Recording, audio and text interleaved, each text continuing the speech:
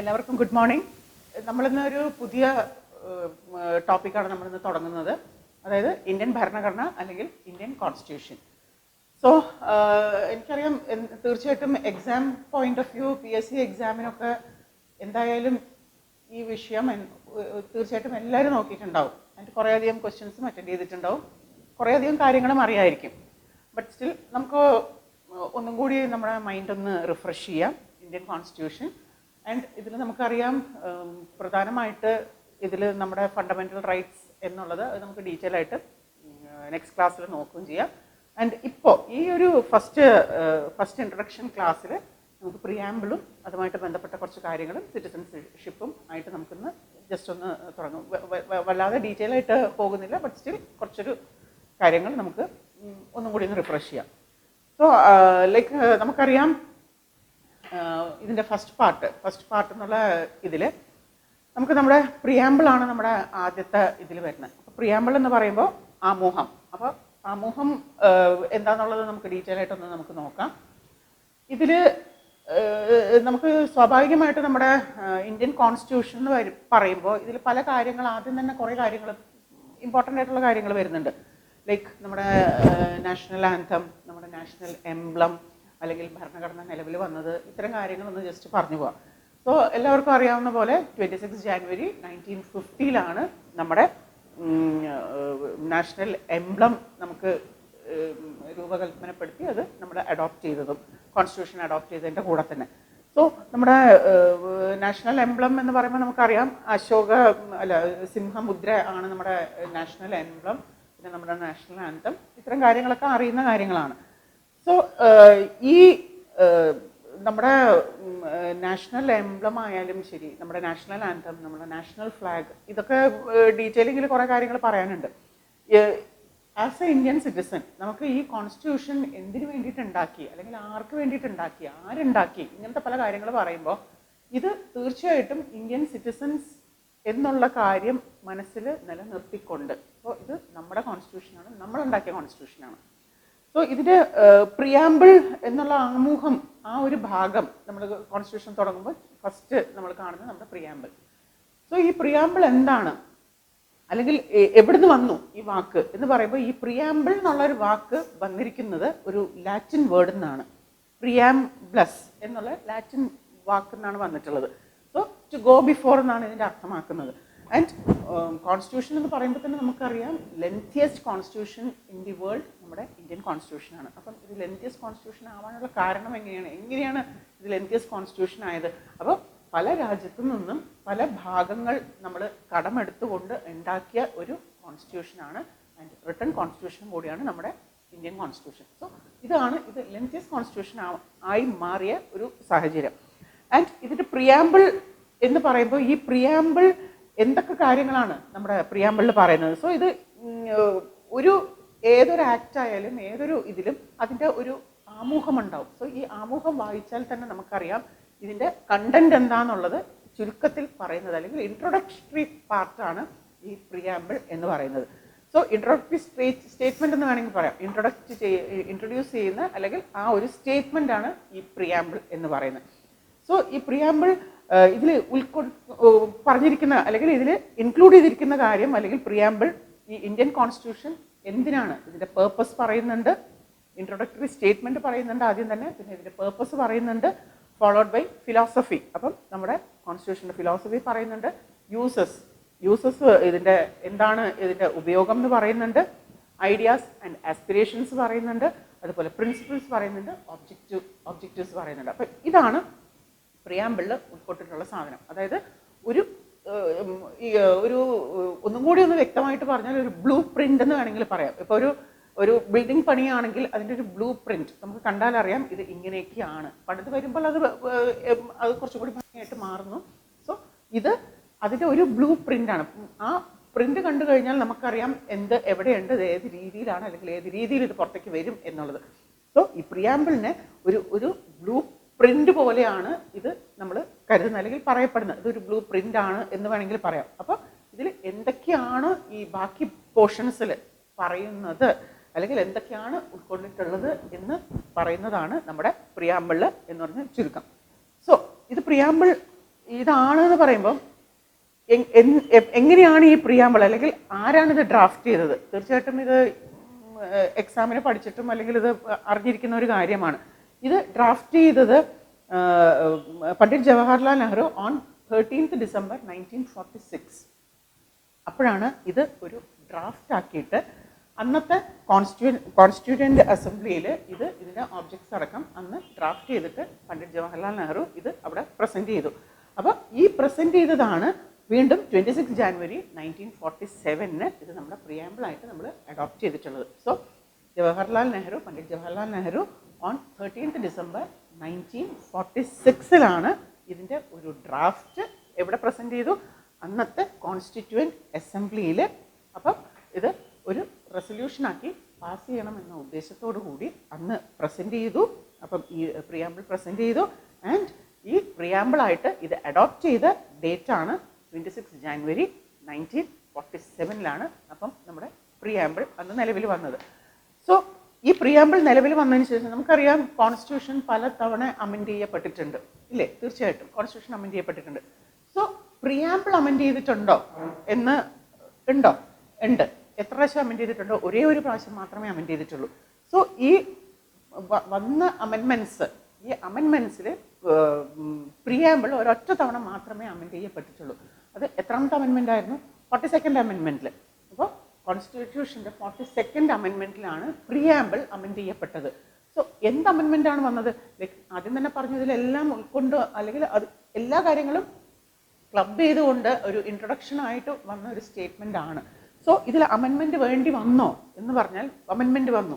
എന്ത് അമെൻമെൻ്റാണ് വന്നത്? 42nd അമെൻമെൻറ്റിൽ 3 വാക്കുകൾ, അതായത് സോഷ്യലിസ്റ്റ്, സെക്യുലർ ആൻഡ് ഇൻറ്റഗ്രിറ്റി എന്ന 3 വാക്കുകളാണ് 42nd അമെൻമെൻറ്റിൽ പ്രിയാമ്പിളിൽ അമെൻഡ് ചെയ്ത് ഇൻക്ലൂഡ് ചെയ്തിട്ടുള്ള വാക്കുകൾ. സോഷ്യലിസ്റ്റ്, സെക്യുലർ ആൻഡ് ഇൻറ്റഗ്രിറ്റി എന്നുള്ള വാക്കുകൾ അമെൻഡ് ചെയ്യപ്പെട്ടു. ആൻഡ് ഇത് അമെൻഡ് ചെയ്യപ്പെട്ടു എന്ന് പറഞ്ഞാൽ ഇത് ഈ നമ്മുടെ കോൺസ്റ്റിറ്റ്യൂഷൻ അല്ലെങ്കിൽ ഇത് ആർക്ക് വേണ്ടിയിട്ട് ഉണ്ടാക്കിയതാണെന്നു അപ്പം ഇത് പ്രിയാമ്പിൾ തുടങ്ങുമ്പോൾ തന്നെ നമുക്കറിയാം ഇത് എന്ത് വാചകത്തിലാണ് തുടങ്ങുന്നത്? We the people of India, അല്ലേ? We the people of India solemnly എന്ന് പറഞ്ഞിട്ടാണ് ഇത് തുടങ്ങുന്നത് തന്നെ. സോ വി ദ പീപ്പിൾ എന്നിവിടെ ഉദ്ദേശിക്കുന്നത് എന്താണ്? ഇവിടെ എന്ത് കാണിക്കുകയാണ്? വി, നമ്മുടെ പവർ അല്ലെങ്കിൽ നമ്മുടെ സോഴ്സ് ആണ് അവിടെ അർത്ഥമാക്കുന്നത് അല്ലെങ്കിൽ കാണിക്കുന്നത്. അപ്പം ഇന്ത്യൻസ്, നമ്മൾ ഇന്ത്യക്കാരുണ്ടാക്കിയതാണ് അല്ലെങ്കിൽ നമ്മുടെ സോഴ്സ്, ഇതിൻ്റെ സോഴ്സും ഇതിൻ്റെ പവറും എവിടെയാണ്? ഇന്ത്യയിൽ. അല്ലെങ്കിൽ ഇന്ത്യക്കാർ അല്ലെങ്കിൽ നമ്മുടെ ഒരു എക്സ്റ്റേണൽ ഫോഴ്സും ഈ പ്രിയാമ്പിൾ ഉണ്ടാക്കാനായിട്ട് അതിൻ്റെ ഒരു എക്സ്റ്റേണൽ ഫോഴ്സും ഇവിടെ ഉണ്ടായിട്ടില്ല. നമ്മൾ മാത്രം അല്ലെങ്കിൽ ഇന്ത്യൻസ് ഉണ്ടാക്കിയതാണ് നമ്മുടെ ഈ പ്രിയാമ്പിൾ. അപ്പം ഇത് ആർക്ക് വേണ്ടിയിട്ടുണ്ടാക്കി? അല്ലെങ്കിൽ നമ്മുടെ കോൺസ്റ്റിറ്റ്യൂഷൻ ആർക്ക് വേണ്ടിയിട്ട്? On behalf of the people. അപ്പം ജനങ്ങൾക്ക് വേണ്ടിയിട്ട് നമ്മുടെ കോൺസ്റ്റിറ്റ്യൂവൻ്റ് അസംബ്ലിയിൽ ഉണ്ടാക്കിയതാണ് നമ്മുടെ ഇന്ത്യൻ കോൺസ്റ്റിറ്റ്യൂഷൻ. സോ നമ്മുടെ പ്രിയാമ്പിൾ ഇത് ഉണ്ടാക്കി എന്ന് പറയുമ്പോൾ ഇതിൻ്റെ നേച്ചർ എന്താണ്? നമ്മുടെ ഈ കോൺസ്റ്റിറ്റ്യൂഷൻ്റെയും ഇതിൻ്റെ നേച്ചർ എന്താണ്? അപ്പം ഇതിൻ്റെ നേച്ചറിലാണ് നമ്മുടെ പ്രിയാമ്പിളിൽ പറയുന്ന കാര്യങ്ങളാണ്. അതായത് it's sovereign, democratic, secular, socialist, republic.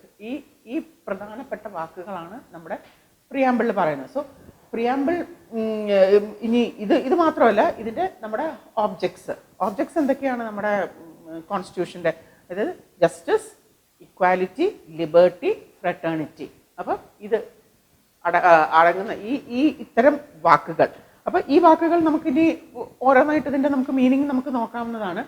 So ഇതിൽ നമ്മുടെ പ്രിയാമ്പിൾ എന്നുള്ള ഇത് എന്നാണ് നമ്മൾ അഡോപ്റ്റ് ചെയ്തത്? അപ്പം we the people of India solemnly affirm to constitute India into a sovereign, social, secular, democratic republic. So അത് പ്രിയാമ്പിൾ അങ്ങനെ പോകുന്നു. ആൻഡ് ലാസ്റ്റ് ഏറ്റവും അവസാനത്തെ വാചകം ഇതിൽ പറയുന്നത് എന്നാണ് നമ്മൾ കോൺസ്റ്റിറ്റ്യൂട്ട് ചെയ്തത്? 26 November 1949 ആണ് ഇത് കോൺസ്റ്റിറ്റ്യൂട്ട് ചെയ്തിട്ടുള്ളത്. സോ ഈ ഇൻട്രൊഡക്ഷൻ ഭാഗത്തിൽ അല്ലെങ്കിൽ ഈ പ്രിയാമ്പിളിൽ പറയുന്ന sovereign, social, secular, democratic, republic എന്ന് പറയുന്ന ഓരോ വേർഡും അർത്ഥമാക്കുന്നത് എന്താണ്? സോവറിൻ എന്ന് പറയുമ്പോൾ എന്താണ്? നമ്മുടെ കൺട്രി, അതായത് ഇന്ത്യ എന്ന് പറയുന്നത് ഒരു ഇൻഡിപെൻഡൻറ്റ് കൺട്രിയാണ്. സോ ഈ ഇൻഡിപെൻഡൻറ്റ് കൺട്രി എന്ന് പറയുമ്പോൾ ഉദ്ദേശിക്കുന്നത് എന്താണ്? ഒരു എക്സ്റ്റേണൽ പവറിൻ്റെയോ അല്ലെങ്കിൽ എക്സ്റ്റേണൽ ഫോഴ്സ് ഇവിടെ നമ്മളെ ഇൻഫ്ലുവൻസ് ചെയ്യുന്നില്ല. സോ നമ്മൾ ഇൻഡിപെൻഡൻറ്റ് കൺട്രിയാണ്. എല്ലാം ഇവിടെ for the people, by the people ആണ്. അപ്പോൾ ഒരു എക്സ്റ്റേണൽ ഫോഴ്സിനും ഇവിടെ നമ്മുടെ കൺട്രിയെ ഇൻഫ്ലുവൻസ് ചെയ്യുന്നില്ല, നമ്മുടെ ഇൻറ്റേർണൽ അഫയേഴ്സിന്. സോ ഇവിടുത്തെ കാര്യങ്ങൾ നമ്മൾ തന്നെ തീരുമാനിക്കണം. It's an independent country. ഇനി സോഷ്യലിസ്റ്റ് എന്നുകൊണ്ട് നമ്മൾ ഉദ്ദേശിക്കുന്നത് എന്താണ്? ഈ സോഷ്യലിസ്റ്റ് എന്നുള്ള വാക്ക് നേരത്തെ പറഞ്ഞതുപോലെ 42nd അമെൻമെൻറ്റിൽ കൂട്ടിച്ചേർത്ത വാക്കാണ് സോഷ്യലിസ്റ്റ് എന്ന് പറയുന്ന വാക്ക്. സോ ഈ സോഷ്യലിസ്റ്റ് എന്ന വാക്ക് എവിടുന്ന് ഇൻസ്പയർ ആയിട്ട്, അല്ലെങ്കിൽ എങ്ങനെയാണ് ഈ വാക്ക് ഇതിൽ ഉൾക്കൊണ്ടത്? സോ ഈ വാക്ക് ഇൻസ്പയർഡ് ബൈ മഹാത്മാഗാന്ധിജിയുടെയും ജവഹർലാൽ നെഹ്റുവിൻ്റെയും ഇവരുടെ ഒരു വെൽഫെയർ സ്റ്റേറ്റ് എന്നുള്ള ഒരു ആശയം. അപ്പോൾ നമുക്കറിയാം വെൽഫെയർ സ്റ്റേറ്റ് എന്ന് പറഞ്ഞാൽ ഉദ്ദേശിക്കുന്നത് എന്താണ്? ഈ ജനങ്ങളുടെ വെൽഫെയറിന് വേണ്ടിയിട്ട്, അല്ലെങ്കിൽ ഇവിടെ പോവർട്ടി അബോളിഷ് ചെയ്യാനും, അല്ലെങ്കിൽ ജനങ്ങൾ സിറ്റിസൺസിന് വേണ്ടിയിട്ട് അവരുടെ വെൽബീയിങ്ങിന് വേണ്ടിയിട്ട് നമ്മൾ ചെയ്യുന്ന പല വെൽഫെയർ സ്റ്റേറ്റിൻ്റെ കാര്യങ്ങളിൽ വരുന്ന പല കാര്യങ്ങളും. സോ ഈ വെൽഫെയർ സ്റ്റേറ്റ് എന്നുള്ള ആശയം വന്നത് എവിടെ നിന്നാണ്? മഹാത്മാഗാന്ധിജിയുടേതും അതുപോലെ ജവഹർലാൽ നെഹ്റുവിൻ്റെയും വെൽഫെയർ സ്റ്റേറ്റ് എന്നുള്ളൊരു ആശയത്തിൻ്റെ അടിസ്ഥാനത്തിൽ വന്നതാണ് ഈ പറയുന്ന സോഷ്യലിസ്റ്റ് എന്നുള്ള വാക്ക്. നമ്മൾ സോഷ്യലിസ്റ്റ് എന്നുള്ള വാക്കിന് മറ്റൊരു അർത്ഥം നമുക്കുണ്ട്, പക്ഷേ ഇവിടെ ഈ സോഷ്യലിസ്റ്റ് എന്നുള്ള വാക്ക് മീൻ ചെയ്യുന്നത് വെൽഫെയർ സ്റ്റേറ്റ് എന്ന് ഉദ്ദേശിച്ചിട്ടാണ്. സോ അതാണ് നമ്മുടെ സോഷ്യലിസ്റ്റ് എന്നുള്ളൊരു വാക്കിൻ്റെ മീനിങ് വരുന്നത്. ഇനി സെക്യുലാർ എന്നുള്ളൊരു വാക്കിൻ്റെ ഡെഫിനിഷൻ നമ്മൾ നോക്കുകയാണെങ്കിൽ ഇത് വീണ്ടും പറഞ്ഞതുപോലെ 42nd അമെൻമെൻറ്റിലാണ്. 42nd അമെൻമെൻറ്റിൽ ചേർത്തിയ വാക്കാണ് secular. So what you mean by a secular state എന്ന് ചോദിച്ചു കഴിഞ്ഞാൽ, ഈ സെക്യുലറിസം എന്ന് പറയുമ്പോൾ അതിൻ്റെ ഒരു നെഗറ്റീവ് സൈഡും കൂടി ഒരു ഇതിലുണ്ട്. അപ്പോൾ നമ്മുടെ സ്റ്റേറ്റിന്, ഇന്ത്യ ആസ് എ സ്റ്റേറ്റിനായിട്ട് സെപ്പറേറ്റ് റിലീജിയൻ ഇല്ല. നമുക്കറിയാം സ്റ്റേറ്റിന് സെപ്പറേറ്റ് റിലീജിയൻ ഇല്ല. ഇവിടെ ജനങ്ങൾക്ക് പല രാജ്യങ്ങളിലും, അപ്പം പല രാജ്യങ്ങളെന്ന് പറയുമ്പോൾ റഷ്യ, ഫ്രാൻസ്, ഇത്തരം രാജ്യങ്ങളിൽ പബ്ലിക്കായിട്ട് സ്വന്തം റിലീജിയൻ പ്രാക്ടീസ് ചെയ്യാനുള്ള അധികാരം ഒരു വ്യക്തിക്കില്ല. അപ്പം എന്താണോ ആ സ്റ്റേറ്റിൻ്റെ റിലീജിയൻ അതാണ് ആ വ്യക്തി പ്രാക്ടീസ് ചെയ്യേണ്ടത്. സോ ഇവിടെ ഇപ്പം ഇത് പറയുമ്പോൾ ഒരു ആൻറ്റി റിലീജിയൻ ആയിട്ട് മാറും, ആൻറ്റി റിലീജിയനാണ് അല്ലെങ്കിൽ ഒപ്പോസിറ്റ് റിലീജിയനാണ്. പക്ഷേ നമ്മുടെ ഇന്ത്യയിൽ ഇതൊരു പോസിറ്റീവ് സെക്യുലറിസമാണ് നമ്മളിവിടെ അഡോപ്റ്റ് ചെയ്തിട്ടുള്ളത്. സോ സെക്യുലറിസം എന്ന് പറഞ്ഞാൽ നമ്മളിവിടെ ഉദ്ദേശിക്കുന്നത് എന്താണ്? സ്റ്റേറ്റിനായിട്ട് ഒരു റിലീജിയൻ ഇല്ല ഇവിടെ. ഇന്ന സ്റ്റേറ്റ് ഇന്ന റിലീജിയനാണ് ഫോളോ ചെയ്യുന്നത്. നോ, നമുക്കിവിടെ നമ്മുടെ സ്വന്തം റിലീജിയൻ പ്രാക്ടീസ് ചെയ്യാനുള്ള റൈറ്റോ അല്ലെങ്കിൽ അവകാശമോ ഓരോ വ്യക്തിക്കുമുണ്ട്. സോ സ്വന്തം റിലീജിയൻ പ്രാക്ടീസ് ചെയ്യാന്ന് പറഞ്ഞാൽ നമുക്കറിയാം നമ്മുടെ ഇന്ത്യയിൽ പല റിലീജിയനും നമ്മൾ പ്രാക്ടീസ് ചെയ്യുന്നുണ്ട്. മേ ബി ഹിന്ദുയിസം ആവാം, ക്രിസ്ത്യാനിറ്റി ആവാം, അല്ലെങ്കിൽ സിഖിസം ആവാം, ബുദ്ധിസം. അപ്പോൾ ഇങ്ങനെ പല റിലീജിയനും നമ്മുടെ ഇവിടെ ഉള്ളപ്പോൾ ഒരു വ്യക്തിക്ക് ആ വ്യക്തിക്ക് താല്പര്യമുള്ള ഏത് റിലീജിയൻ വേണമെങ്കിലും പ്രാക്ടീസ് ചെയ്യാം, അല്ലെങ്കിൽ അതിൻ്റെ ബിലീഫ് കൊണ്ട് ആൾക്ക് നടക്കാം. സോ അങ്ങനെ ആ ഒരു ബിലീഫ് കൊണ്ട് നടക്കാമെന്ന് പറയുമ്പോൾ, ഫോർ എൻ എക്സാമ്പിൾ, ഒരു ഹിന്ദു ഫാമിലിയിൽ ജനിക്കുന്ന ഒരു കുട്ടി, മേ ബി ആ കുട്ടിയെ ഹിന്ദു ആയിട്ട് അല്ലെങ്കിൽ ഹിന്ദു കസ്റ്റംസ് അല്ലെങ്കിൽ ഹിന്ദു റിലീജിയൻ പ്രാക്ടീസ് ചെയ്യിപ്പിച്ചുകൊണ്ടോ അല്ലെങ്കിൽ അത് ആയിട്ടായിരിക്കും ആ കുട്ടിയെ വളർത്തിക്കൊണ്ടുവരുന്നത് നാച്ചുറലി. സോ ഒരു സ്റ്റേജ് കഴിഞ്ഞാൽ, അതായത് മേ ബി ആഫ്റ്റർ 18 years അല്ലെങ്കിൽ കുറച്ച് കാലം കഴിഞ്ഞാൽ കുട്ടിക്ക് തോന്നുകയാണ് ലൈക്ക് എനിക്ക് ഈ ഒരു റിലീജിയൻ ഇനി ഇതിങ്ങോട്ട് പ്രാക്ടീസ് ചെയ്യണം, എനിക്ക് മറ്റേതെങ്കിലും ഒരു റിലീജിയൻ എനിക്ക് പ്രാക്ടീസ് ചെയ്യണം, അല്ലെങ്കിൽ ആ റിലീജിയനിലേക്ക് ഞാൻ കൺവേർട്ട് ആവണം എന്ന് പറഞ്ഞാൽ ഇത് സാധിക്കുമോ എന്ന് ചോദിച്ചു കഴിഞ്ഞാൽ തീർച്ചയായിട്ടും സാധിക്കും. സോ ഇവിടെ ഒരു റെസ്ട്രിക്ഷൻ ഇല്ല. ഒരു ഹിന്ദു ആയിട്ട് ജനിക്കുന്ന ഒരു കുട്ടി ലൈഫ് ലോങ് അല്ലെങ്കിൽ മരിക്കുന്ന വരെ ഹിന്ദു ആയിട്ട് തന്നെ ഇത് തുടർന്ന് മുന്നോട്ട് പോകണമെന്നില്ല. At any point of time after majority ആ വ്യക്തിക്ക് എപ്പോൾ വേണമെങ്കിലും ആ വ്യക്തിക്ക് എന്ത് ചെയ്യാം? മറ്റൊരു റിലീജിയൻ അഡോപ്റ്റ് ചെയ്യാം. സോ ഇത് അഡോപ്റ്റ് ചെയ്യാമെന്ന് മാത്രമല്ല, ഇത് പ്രാക്ടീസ് ചെയ്യാം, അത് കണ്ടിന്യൂ ചെയ്യാം, അത് പ്രീച്ച് ചെയ്യാം, അതിന് വേണ്ടിയ കാര്യങ്ങൾ എന്ത് വേണമെങ്കിലും ആ വ്യക്തിക്ക് ചെയ്യാം എന്നുള്ളതാണ് ഇത് നമ്മളിവിടെ സെക്യുലർ എന്നുള്ള വാക്കുകൊണ്ട് നമ്മൾ അർത്ഥമാക്കുന്നത്. സോ നമ്മുടെ ഇന്ത്യയിൽ ഒരു റിലീജിയൻ ഇല്ല, നമുക്ക് ഏത് റിലീജിയൻ വേണമെങ്കിലും പ്രാക്ടീസ് ചെയ്യാം. സോ ഇതാണ് സെക്യുലർ എന്നുള്ള ഒരു പോസിറ്റീവ് അപ്രോച്ച് നമ്മുടെ ഇവിടെ ഉള്ളത്. ഇനി ഡെമോക്രസി എന്ന് പറയുമ്പോൾ നമുക്ക് തീർച്ചയായിട്ടും അറിയാം, ഡെമോക്രസി എന്ന് പറയുമ്പോൾ ഈ ഡെമോക്രസി എന്നുള്ള വാക്ക് നമ്മൾ രണ്ടായിട്ട് സ്പ്ലിറ്റ് ചെയ്യുകയാണെങ്കിൽ ഡെമോക്രസി അർത്ഥമാക്കുന്നത് ഡെമോ എന്ന് പറയുമ്പോൾ പീപ്പിൾ ആൻഡ് ക്രസി എന്ന് പറയുമ്പോൾ ഇത് റൂൾ. അപ്പോൾ പീപ്പിൾസ് റൂളാണ്. അപ്പോൾ ഡെമോക്രസി എന്നുദ്ദേശിക്കുന്നത് പീപ്പിൾസ് റൂളാണ്. നമുക്കിവിടെ അറിയാം, നമ്മൾ നമ്മുടെ പ്രതിനിധിയെ നമ്മൾ എലക്ട് ചെയ്യുന്നു. അപ്പോൾ അവർ പീപ്പിൾസ് റൂളാണ് നമ്മളിവിടെ, ഡെമോക്രാറ്റിക് സെറ്റപ്പാണ് നമ്മൾ ഇവിടെ നടത്തിക്കൊണ്ട് പോകുന്നത്.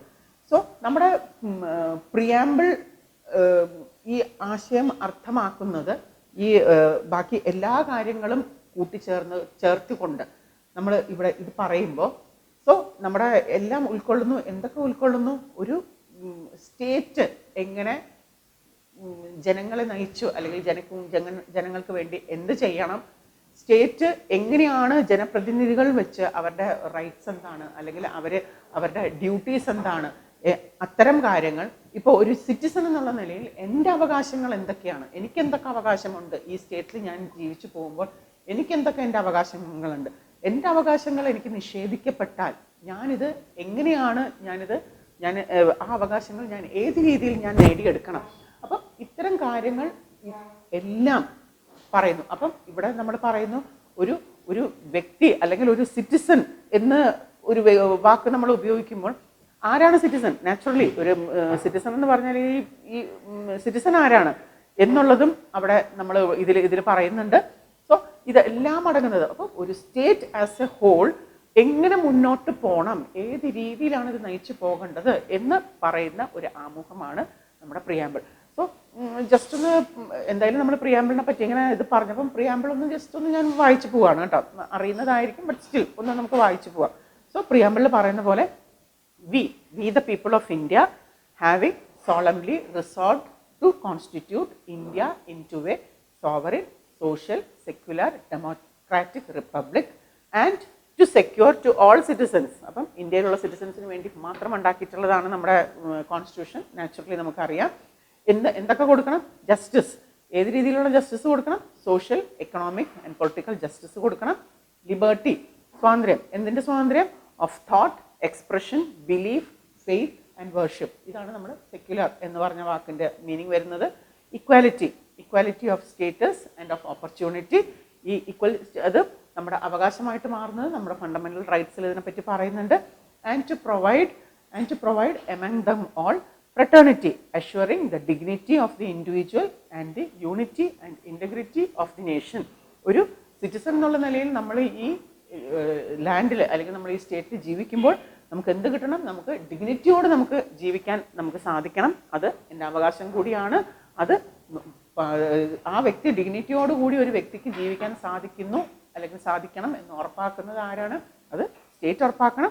And the unity and integrity of the nation, നമ്മുടെ രാജ്യത്തിൻ്റെ ഐക്യത അല്ലെങ്കിൽ ഒരുമിച്ച് എല്ലാവരും, ഇവൻ തോ നമുക്കറിയാം ഇന്ത്യ പല സ്റ്റേറ്റ്സ് ഉണ്ടെങ്കിൽ പോലും ഇത് എല്ലാം കൂടി യൂണിറ്റി ആൻഡ് ഇൻറ്റഗ്രിറ്റി ആയിട്ട് ഒരുമിച്ച് നമ്മുടെ ഈ സ്റ്റേറ്റ് മുന്നോട്ട് പോകണമെന്നുള്ളത് in our constituent assembly this 26th day of November 1949 do hereby adopt, enact and give to ourselves this constitution. ഇത് ഉണ്ടാക്കി ഇത് നമുക്ക് തന്നെ തന്ന ഒരു കോൺസ്റ്റിറ്റ്യൂഷനാണ് നമ്മുടെ ഈ പറയുന്ന നമ്മുടെ പ്രിയാമ്പിളിൽ നമ്മുടെ ആമുഖത്തിൽ പറയുന്നത്.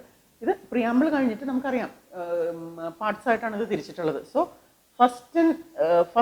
ഫസ്റ്റ് പാർട്ടിൽ വരുന്നത് ഇനി അങ്ങോട്ട് കോൺസ്റ്റിറ്റ്യൂഷൻ്റെ ഓരോ ആർട്ടിക്കിൾസിൽ നമുക്കറിയാം കോൺസ്റ്റിറ്റ്യൂഷനിൽ നമ്മൾ ഇത്രയും നാൾ കേട്ടിട്ടുള്ള ഓരോ ആക്റ്റുകളിലും അല്ലെങ്കിൽ ഓരോ നിയമങ്ങളിലും നമ്മൾ സെക്ഷൻസ് എന്നാണ് നമ്മൾ പറഞ്ഞുകൊണ്ടിരുന്നത്. കോൺസ്റ്റിറ്റ്യൂഷനിൽ നമുക്കറിയാം ആർട്ടിക്കിൾസ് ആണ്. സോ പാർട്ട് 1 ആർട്ടിക്കിൾ 1 to 4 ആണ് പറയുന്നത്. സോ 1 to 4 നമുക്കറിയാം ഇതിൽ പറയുന്നത് ബേസിക് ആയിട്ടുള്ള കാര്യങ്ങൾ. ലൈക്ക് ഇന്ത്യ എന്ന് നമ്മൾ പറയുന്നുണ്ടെങ്കിലും name and territory of the union. So നമ്മൾ ഇന്ത്യ എന്നുള്ളൊരു വാക്ക് നമ്മൾ ഉപയോഗിക്കുന്നുണ്ടെങ്കിലും അല്ലെങ്കിൽ ഇന്ത്യ എന്ന് അർത്ഥമാക്കുന്നത് എന്താണ്? ഭാരത് എന്നാണ് പറയാം. Bharat shall be A union of state എന്നാണ് പറയുന്നത്. അപ്പം യൂണിയൻ ഓഫ് സ്റ്റേറ്റ് എന്ന് പറയുമ്പോൾ പല സ്റ്റേറ്റുകളുടെയും ഒരു യൂണിയനാണ് ഇന്ത്യ എന്ന് പറയുന്ന ഈ ഒരു വലിയൊരു സ്റ്റേറ്റ്. സോ ഈ ഇന്ത്യ എന്ന് പറയുന്ന ഒരു വലിയ സ്റ്റേറ്റ് എന്ന് പറയുമ്പം യൂണിയൻ ഓഫ് സ്റ്റേറ്റ്സ് ആണ്, which includes union territory also. നമ്മളുടെ യൂണിയൻ ടെറിട്ടറീസ് ഉണ്ട്. യൂണിയൻ ടെറിട്ടറീസും മറ്റു സ്റ്റേറ്റുകളും അടങ്ങുന്ന ഒരു വലിയൊരു സ്റ്റേറ്റായ സ്റ്റേറ്റ്. അപ്പോൾ നമ്മൾ ഇനി അങ്ങോട്ട് തുടർന്ന് സ്റ്റേറ്റ് എന്നുള്ള വാക്കായിരിക്കും നമ്മൾ ഇവിടെ ഉപയോഗിക്കുന്നത്. സോ സ്റ്റേറ്റ് എന്നുള്ള വാക്ക് ഉപയോഗിച്ചു കഴിഞ്ഞാൽ അത് നമ്മളുടെ ഏതെങ്കിലും ഒരു സ്റ്റേറ്റ്, കേരള സ്റ്റേറ്റ് എന്നോ തമിഴ്നാട് സ്റ്റേറ്റ് എന്നോ ആ സ്റ്റേറ്റ് അല്ല നമ്മൾ ഉദ്ദേശിക്കുന്നത്. So India as a whole എന്ന് പറയുന്ന സ്റ്റേറ്റിനെയാണ് നമ്മൾ ഇവിടെ മനസ്സിലാക്കുന്നത്. സോ ആസ് സച്ച് നമുക്കറിയാം ഈ ഇന്ത്യ എന്ന് പറയുന്ന യൂണിയൻ ഓഫ് സ്റ്റേറ്റ്സ് ഇത് ഇന്ത്യ അല്ലെങ്കിൽ ഭാരത് എന്ന് നമ്മൾ അർത്ഥമാക്കുന്നു. സോ ഇവിടെ ഈ സ്റ്റേറ്റ്സും അല്ലെങ്കിൽ യൂണിയൻ ടെറിട്ടറീസ് ഇതൊക്കെ നമ്മൾ ഇത് പറയുമ്പോൾ ഇത് ഇടയ്ക്കിടയ്ക്ക് നമ്മൾ സിറ്റിസൺ എന്നുള്ളൊരു വാക്ക്, ഇതിപ്പം ഈ സിറ്റിസൺ എന്ന് പറയുന്നത് സിറ്റിസൺഷിപ്പ് ഒരു വ്യക്തിക്ക് അറിയാം, ആർട്ടിക്കിൾ 5 നമ്മൾ പറയുന്ന പോലെ. ആർട്ടിക്കിൾ 5 അത് പാർട്ട് 2 പറയുന്ന ആർട്ടിക്കിൾ 5 to 11 വരെയാണ് നമ്മൾ നെക്സ്റ്റ് പാർട്ടിൽ നമ്മൾ പറയുന്നത്. സോ ആർട്ടിക്കിൾ 5 പറയുന്ന പോലെ citizenship after the commencement of the constitution. So ഒരു വ്യക്തി നമ്മുടെ പറഞ്ഞുകൊണ്ടിരിക്കുകയാണ് ഇതിപ്പം ഇന്ത്യ എന്ന സ്റ്റേറ്റ് അല്ലെങ്കിൽ ഭാരത് എന്ന് പറയുന്ന യൂണിയൻ ഓഫ് സ്റ്റേറ്റ് ആണ് ഇത്, നമ്മുടെ സിറ്റിസൺസ് അടങ്ങുന്ന ഈ ഒരു സ്റ്റേറ്റ്. ഈ സിറ്റിസൺ അല്ലെങ്കിൽ നമ്മുടെ കോൺസ്റ്റിറ്റ്യൂഷൻ രൂപകൽപ്പനപ്പെടുത്തിയിരിക്കുന്നത് സിറ്റിസൺസിന് വേണ്ടിയിട്ടാണ് എന്ന് പറയുമ്പോൾ ആരാണ് ഈ സിറ്റിസൺ, അല്ലെങ്കിൽ ഒരു വ്യക്തിക്ക് എങ്ങനെയാണ് സിറ്റിസൺ എന്ന് പറയുമ്പോൾ പൗരൻ. അപ്പോൾ ഒരു വ്യക്തി ഈ ഇന്ത്യ എന്ന സ്റ്റേറ്റിൻ്റെ സിറ്റിസൺ എങ്ങനെയാണ് ഈ വ്യക്തി സിറ്റിസൺ ആകുന്നത്? സോ ഒരു വ്യക്തി ഇന്ത്യൻ സിറ്റിസൺ ആണ് എന്ന് പറയാൻ ഉള്ള ഘടകങ്ങൾ, അല്ലെങ്കിൽ എങ്ങനെ ആ വ്യക്തിക്ക് സിറ്റിസൺ ആയിട്ട് മാറാം. സോ എങ്ങനെയാണ് ഒരു വ്യക്തി ഇന്ത്യൻ സിറ്റിസൺ ആയിട്ട് മാറുന്നത്? നമുക്ക് ഇന്ത്യൻ സിറ്റിസൺ ആണെങ്കിൽ മാത്രമല്ല ഈ പറയുന്ന അവകാശങ്ങളും നമ്മുടെ ഇതൊക്കെ നമുക്ക് നമ്മുടെ കോൺസ്റ്റിറ്റ്യൂഷൻ്റെ പരിധിയിൽ നമ്മൾ വരുന്നുള്ളൂ. സോ സിറ്റിസൺഷിപ്പ് എങ്ങനെ ലഭിക്കുന്നു ഒരു വ്യക്തിക്ക്? അല്ലെങ്കിൽ ഏതെങ്കിലും ഒരു വിദേശിക്ക് ഇന്ത്യയിൽ വന്ന് സിറ്റിസൺ ആവാൻ പറ്റുമോ? അല്ലെങ്കിൽ വൺ ഫൈൻ ഡേ എനിക്ക് ഇന്ത്യൻ സിറ്റിസൺഷിപ്പ് വേണ്ട എന്ന് പറഞ്ഞ് ഞാൻ ഉപേക്ഷിച്ച് പോകാൻ പറ്റുമോ? സോ ഇതൊക്കെ വരുമ്പോൾ എങ്ങനെയാണ് ഒരു വ്യക്തി ഇന്ത്യൻ സിറ്റിസൺ ആയിട്ട് മാറുന്നത്? സോ ഇതാണ് ആർട്ടിക്കിൾ 5 പറയുന്നത്. Citizenship at the commencement of the constitution. നമ്മുടെ കോൺസ്റ്റിറ്റ്യൂഷൻ നിലവിൽ വന്നതിന് ശേഷം അപ്പം എങ്ങനെയാണ് ഒരു വ്യക്തി ഇന്ത്യൻ സിറ്റിസൺ ആവുന്നത്? നമ്മുടെ ഭരണഘടന നിലവിൽ വന്നതിന് ശേഷം ഇന്ത്യയിൽ, അതായത് every person who has his domicile in the territory of India, നിലവിൽ നമ്മുടെ കോൺസ്റ്റിറ്റ്യൂഷൻ കമൻസ് ചെയ്തതിന് ശേഷം ഏതൊക്കെ വ്യക്തികൾ ആരൊക്കെ അന്ന് താമസിച്ചു വരുന്നു, ഇന്ത്യയിൽ റിസൈഡ് ചെയ്ത് വരുന്നു, അവർക്ക് ഇന്ത്യൻ സിറ്റിസൺ ആണ് അവർ.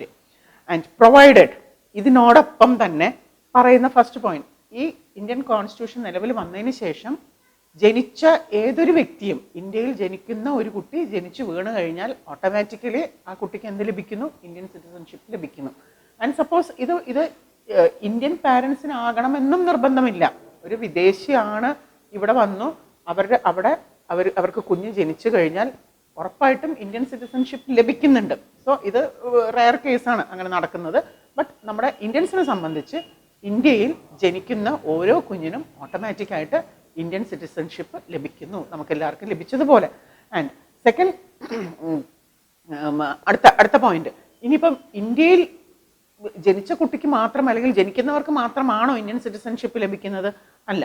സെക്കൻഡ് പോയിന്റ്, ഇപ്പോൾ ഒരു വിദേശത്തുള്ള ഒരു വ്യക്തി, ഒരു ഫോറിനർ ഇന്ത്യയിൽ വന്ന് കണ്ടിന്യൂസ്ലി എത്ര വർഷം താമസിക്കണം? 5 years. കണ്ടിന്യൂസ്ലി 5 years ഇന്ത്യയിൽ റിസൈഡ് ചെയ്താൽ, കണ്ടിന്യൂസ് ആയിട്ട് 5 years റിസൈഡ് ചെയ്ത് കഴിഞ്ഞാൽ തീർച്ചയായിട്ടും ആ വ്യക്തിക്ക് ഇന്ത്യൻ സിറ്റിസൺഷിപ്പ് ലഭിക്കുന്നതായിരിക്കും. അതായത് who has been originally residing in the territory of India for not less than 5 years immediately residing such commencement. അപ്പോൾ ഇന്ത്യയിൽ 5 years കണ്ടിന്യൂസ്ലി റിസൈഡ് ചെയ്താലും ഇന്ത്യൻ സിറ്റിസൺഷിപ്പ് ലഭിക്കും. And third point, either of whose parents were born in the territory of India. So ഇത് അതായത് ഒരു വ്യക്തി, അവർ may be like a എന്ന് പറയുന്ന വ്യക്തി ഇന്ത്യൻ സിറ്റിസൺ ആയിരുന്ന ഒരു വ്യക്തി ഇന്ത്യയിൽ നിന്ന് പുറത്തേക്കൊരു രാജ്യത്തേക്ക് പോയി, പുറം രാജ്യത്തേക്ക് പോയി, അവിടെ പോയി ആ വ്യക്തി അവിടെ സെറ്റിലായി എന്ന് വിചാരിക്കാം. നമുക്ക് അവിടെ സെറ്റിലായി എന്ന് വിചാരിക്കാം. അവിടെ സെറ്റിലായി, അവിടെ വിവാഹിതനായി, അവിടെ ആ വ്യക്തിക്ക് കുഞ്ഞ് ജനിക്കുന്നു, അവിടെ സെറ്റിൽഡ് ആണ്. അപ്പോൾ ആ വ്യക്തിക്ക് ഓട്ടോമാറ്റിക്കലി അവിടുത്തെ സിറ്റിസൺ ആയിട്ട് മാറി, മറ്റൊരു രാജ്യത്തിൻ്റെ സിറ്റിസൺ ആയിട്ട് മാറി അവിടെ റിസൈഡ് ചെയ്യാണ്.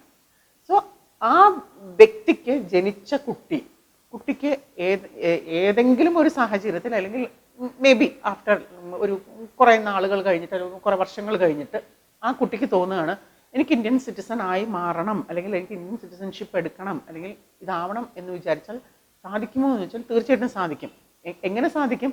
ഈതർ ഓഫ് ഹിസ് പാരൻസ്, അച്ഛനോ അമ്മയോ ഒറിജിനലി ഇന്ത്യൻ സിറ്റിസൺ ആയിരുന്നു എങ്കിൽ ഈ വ്യക്തിക്ക് ഇന്ത്യൻ സിറ്റിസൺഷിപ്പ് ലഭിക്കും. അങ്ങനെയാണ് നമുക്ക് നമ്മുടെ ഇതിൽ പറയുന്നത് സിറ്റിസൺഷിപ്പിൻ്റെ ഒരു നേച്ചർ ഇങ്ങനെയാണ്. സോ ഇന്ത്യയിൽ റിസൈഡ് ചെയ്യുന്ന വ്യക്തി, ഇന്ത്യയിൽ ബോൺ ആയ ഒരു വ്യക്തി, ജനിക്കുന്ന ഒരു വ്യക്തി, അല്ലെങ്കിൽ ഇന്ത്യയിൽ minimum 5 years and above continuous ആയിട്ട് ഒരു ബ്രേക്ക് ഇല്ലാതെ റിസൈഡ് ചെയ്യുന്ന ഒരു വ്യക്തി, അല്ലെങ്കിൽ ഈ പറയുന്ന വ്യക്തിയുടെ ഈതർ ഓഫ് ദി പാരൻസ്, ഏതെങ്കിലും ഒരു പാരൻറ്റ് ഇന്ത്യൻ ഒറിജിൻ ആയിരുന്നു എങ്കിൽ ആ വ്യക്തിക്ക്